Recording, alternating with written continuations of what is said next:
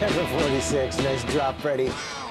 We're back. Dan Nicolay from WildSafe BC joining us on the BC couch with an important reminder about safety surrounding coyotes. We've seen some sightings. Great to have you back on the show, Dan. Thank you.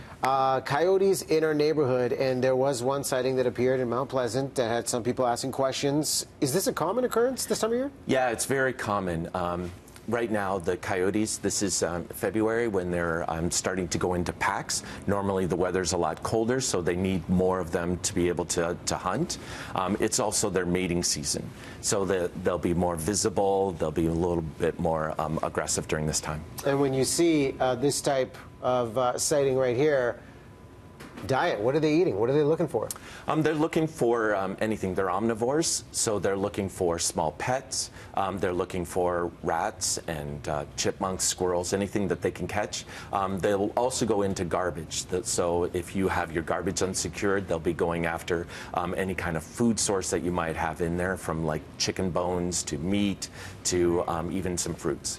And if we're walking down a city street and encounter a coyote just like this, what is the best thing we can do? Best thing is to be really loud. You want to scare it. You never want the coyote or even any wildlife to become comfortable around human beings. So with the coyote, it's just being very loud, very aggressive towards it to scare it away. With that noise, and I know you brought a tin can with some bullets in there just as a sample of just making as much noise as possible. Are we stepping toward the coyote, or just loud noises where we're standing? Just loud noises. You don't want to provoke it into where it feels threatened. You want it to feel scared.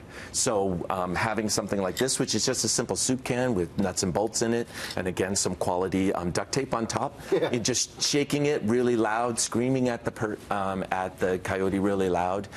You could even, if you had some rocks, you could throw it at their feet, not at the coyote. So you don't want to hit the coyote, but you want to throw it like at their feet, and just to be able to make it unpleasant for them. How does that approach differ if we have an encounter in the city versus up in the trails?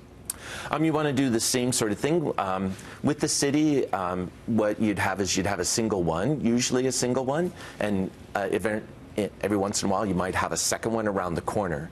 If you're out in the trails, what you have to be careful of, especially if you're like walking a dog, is to have your dog on a leash, because then that coyote could be a lure or a scout, and trying to pull that dog or to try to lure you into the bush area where there might be other ones around. You know, see, that's an excellent point. That's my biggest fear, and I talk to my wife about this all the time, is that if our dog Smiley gets into an encounter with a coyote, what is the best thing we could do if there's an altercation in the city versus an altercation with your pet on the trail?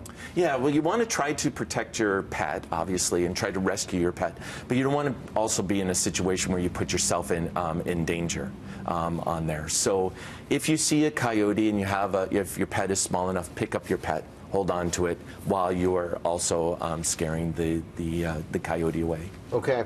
Final note, we just saw this at Cypress Falls, the Bobcat in the backyard. Behavior, is it similar to the coyote?